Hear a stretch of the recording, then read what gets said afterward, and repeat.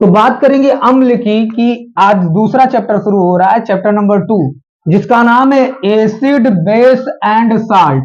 Acid का मतलब होता है अम्ल, बेस का मतलब होता है क्षार और साल्ट का मतलब होता है लवण, यानी जिसे हम सामान्य भाषा में नमक के नाम से जानते हैं। तो बात करेंगे सबसे पहले अम्ल की कि अम्ल किसे कहते हैं। देखिए इस चैप्टर का जो मेन इंपॉर्टेंट क्वेश्चन है वो तीन ही है, सबसे ज्यादा इंपॉर्टेंट जो बोर्ड एग्जाम में कंफर्म आता है। कौन सा? एक अम्ल, दूसरा क्षार, तीसरा लवण। और इन तीनों का जो सिस्टम है वो मिलाकर आगे जितना भी आप पढ़ेंगे सब एक दूसरे से कनेक्टेड है, इसीलिए अम्ल, क्षार और लवण की सबसे ज्यादा पहचान, उसकी परिभाषा, उदाहरण, ये सब मत भूलिएगा। और कुछ अम्लों का नाम आपको याद करवाने वाले हैं, तो फटाफट से वीडियो को लाइक कर दीजिए, कमेंट कर दीजिए, अगर चैनल पर नए हो तो सब्सक्राइब कर लीजिए। तो देखिए सबसे पहले बात करते हैं कि अम्ल। अम्ल को अंग्रेजी में एसिड के नाम से जाना जाता है, जिसकी उत्पत्ति लैटिन भाषा के एसिडस शब्द से हुई है। अम्ल नाम की उत्पत्ति जो है लैटिन भाषा के एसिडस नामक शब्द से उत्पत्ति हुई है। अब बात करते हैं हम लोग कि अम्ल का स्वाद कैसा होता है। ये जब भी हम अम्ल को खाते हैं तो उसका स्वाद कैसा होता है, तो याद रखिए अम्ल का स्वाद खट्टा होता है। अभी कोई ऐसा पदार्थ हो जिसे हम मान लीजिए खाना हो, तो अगर उसको हम खाएं, अगर वो खट्टा लगता है स्वाद में, तो तुरंत हमें जान लेना चाहिए कि ये अम्ल है। लेकिन बात यह है कि केमिस्ट्री में बहुत सारे वैज्ञानिक हर चीज को खाकर नहीं बता सकते। भाई अभी कोई चीज खा लें और वो हमारे लिए नुकसानदायक हो सकती है कि हमारी मृत्यु भी हो जाए उससे। तो इसलिए उसकी पहचान के लिए एक लिटमस पेपर बनाया गया। लिटमस पेपर यानी बिना खाए हम उसको जान सकते हैं कि ये अम्ल है कि क्षार है कि लवण है। अब देखिए इस वीडियो में हम सीखेंगे कि अम्ल की पहचान लिटमस पेपर द्वारा कैसे होती है। तो देखिए अगर लिटमस पेपर डाला जाए, अगर लिटमस पेपर किसी भी अम्ल में डाला जाए और वह नीले से लाल रंग का हो जाए। देखिए लिटमस पेपर दो रंग का आता है, एक नीला एक लाल।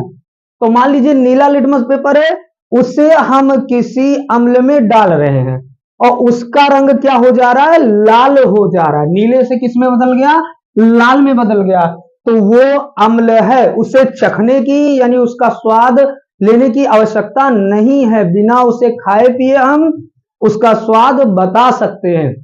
अब बात करते हैं कि अम्ल किससे प्राप्त होता है, उसका स्रोत क्या है, अम्ल किससे प्राप्त किया जाता है। तो देखिए सिरका से प्राप्त किया जाता है, नींबू से, संतरा से, इमली से, टमाटर से, दही से आदि। यानी बहुत सारी ऐसी चीजें हैं जिससे कि हमें अम्ल प्राप्त होता है। जैसे सिरके में कौन सा अम्ल प्राप्त होता है, तो सिरके में एसिटिक अम्ल प्राप्त होता है। एसिटिक अम्ल का फॉर्मूला क्या होता है, CH3COOH, जिसे हम सिरका के नाम से जानते हैं, इसी का ये फार्मूला होता है।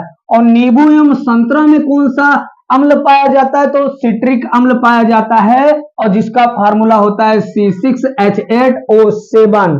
और इमली में कौन सा अम्ल पाया जाता है, तो टार्टरिक अम्ल पाया जाता है, जिसका फार्मूला होता है C4H6O6। उसके बाद बात करें टमाटर में कौन सा अम्ल पाया जाता है, तो ऑक्जेलिक अम्ल पाया जाता है। और ऑक्जेलिक अम्ल का जो फॉर्मूला होता है वो होता है C2H2O4, ये होता है। और दही में कौन सा अम्ल पाया जाता है, तो दही में लैक्टिक अम्ल पाया जाता है, जिसका फॉर्मूला C3H6O3 होता है। और इस पर कुछ अम्लों के स्रोत और उसके फॉर्मूले को देखा।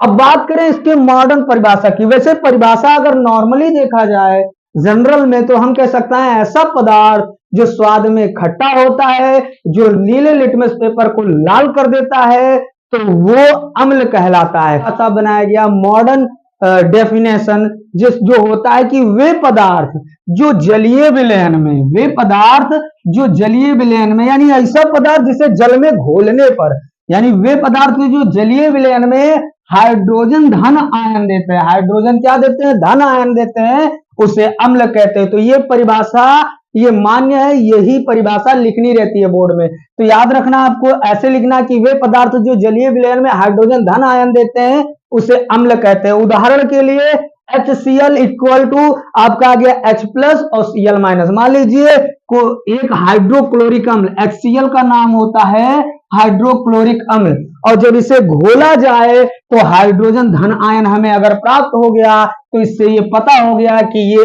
अम्ल है।